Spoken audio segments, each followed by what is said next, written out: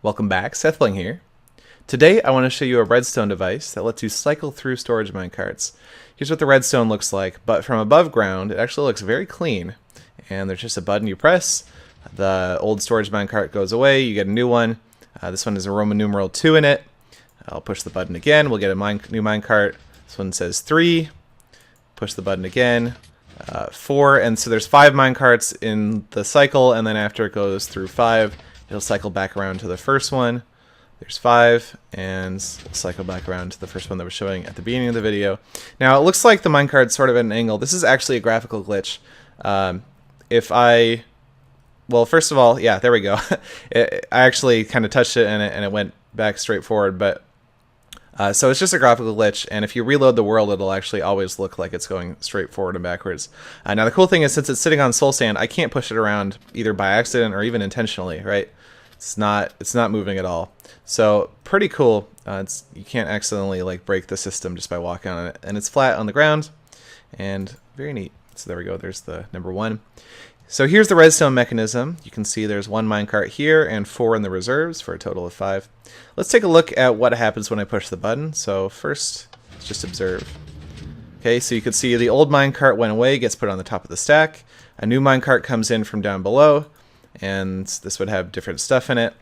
Let's push it again, just to watch. So maybe now you'll see the soul sand is on top of a double piston extender. So it's getting pulled down by 2 blocks, and so that the minecart, goes from here down 1 block, down 2 blocks, until it's right here, basically where the piston head is, and then it gets pushed by this piston over here. So the minecart that was up here gets pushed down, and then gets pushed onto this rail, and gets put on top of the stack. So let's look at that. You can see it drops down 2, gets pushed on top of the rail, on top of the stack. A new one comes along because there's a piston over here that pushes the bottom card of the stack onto this rail and gets pushed up on top of the soul sand, which is, soul sand's right here, minecart goes right here. And you'll notice I did use a slab here basically to prevent the next minecart up the stack from also getting pushed by this piston. So that's actually kind of important.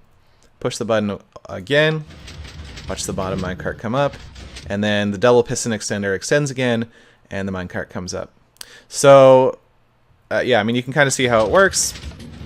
It's relatively straightforward concept. You can see all the minecarts just righted themselves. They get put at angles, and that's just a client-side graphical glitch, but they are actually going straight forward every time. So yeah, but the mechanism's straightforward. It's just double piston extender down, piston pushes the minecart onto this rail, another minecart gets pushed onto this rail, and then double piston extender up. Now the redstone gets a little bit complicated. They're trying to fit a lot into a relatively small space. You can tile these next to each other, so that's what I've done over here. I've got 5 of them in a row, and they all work. If you'd like to download this and so you can reconstruct it for yourself, see how it all works, there's a link in the video description. Check it out. Maybe somebody can improve it, make it more compact so you can fit more minecarts next to each other, that sort of thing. That'd be really cool. But yeah, that's about it. Thanks for watching.